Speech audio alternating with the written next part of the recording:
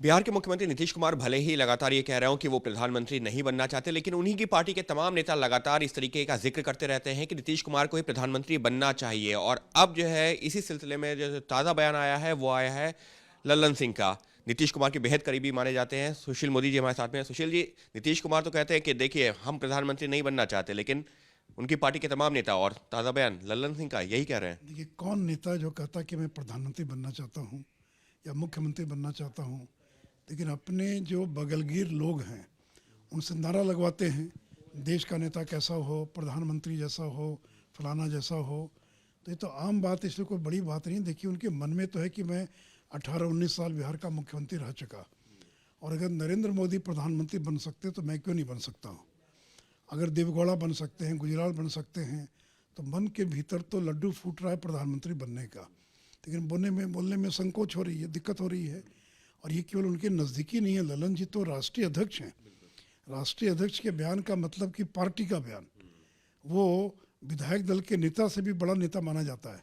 तो यानी अगर ललन जी ने बयान दिया, इसका मतलब है कि उनका ऑफिशियल स्टैंड है कि नीतीश कुमार प्रधानमंत्री पद के उम्मीदवार होंगे। तो इसमें देखिए कोई लुका छिपी नहीं है, वो बोले कुछ भी, लेकिन उनके सारे लोग चुनाव में यही कहने वाले हैं कि पहली बार एक बिहारी देश का प्रधानमंत्री बनेगा।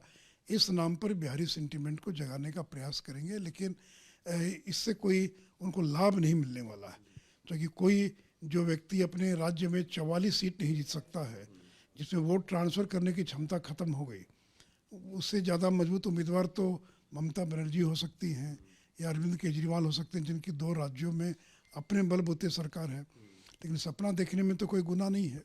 लेकिन सर, जिस तरीके से ललन सिंह का बयान सामने आया है कि देखिए प्रधानमंत्री कौन बेहतर हो सकता है, नरेंद्र मोदी या नीतीश कुमार। नरेंद्र मोदी वो कर रहे हैं जो नीतीश कुमार अपनी योजनाएं बिहार में लागू कर रहे हैं।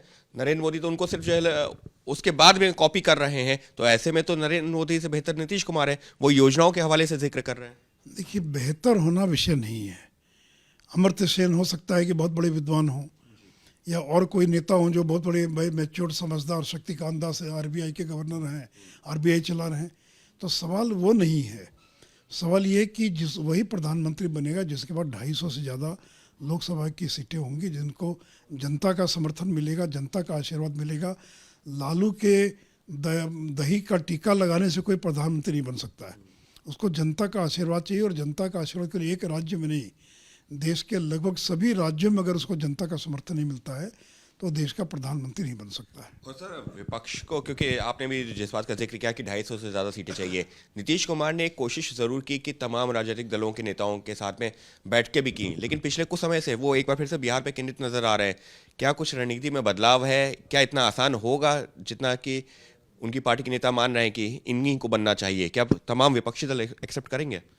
देखिए, एक तो वो 200 करोड़ रुपये से ज़्यादा के जेट प्लेन की खरीदारी का इंतजार कर रहे हैं, जिसमें बैठकर वो देशव्यापी दौरा कर सके।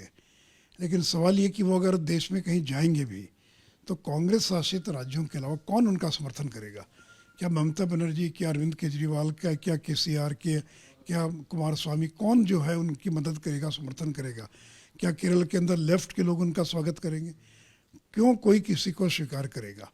और तो सबसे बड़ी दावेदार स्वयं राहुल गांधी हैं, देशव्यापी यात्रा कर रहे हैं। कांग्रेस पार्टी है जिसका 1 से ज़्यादा राज्यों में प्रभाव है, राष्ट्रीय पार्टी का दर्जा है। तो ये सब केवल अखबारों में बने रहने के लिए, मीडिया के अंदर लाइमलाइट में बने रहे, इसी के लिए ये सारा प्रयास हो रहा है। उनको भी मालूम है कि इस ज़िंदगी में तो वो कभी देश के प्रधानमंत्री नहीं बन सकते। यानी साफ तौर पर सुशील मोदी जी का यही कहना है कि नीतीश कुमार अपने करीबियों के जरिए इस तरीके के बयान जरूर दिलवा रहे हैं, लेकिन उनको भी ये पता है कि इस जिंदगी में वो प्रधानमंत्री नहीं बन सकते, लेकिन मन में एक लालसा जरूर है और वो अपने करीबियों के जरिए वो बार बार जाहिर भी करवा रहे हैं। सहयोगी कैमरा पर्सन वेद पांडे के साथ अंकित गुप्ता, एबीपी न्यूज, दिल्ली।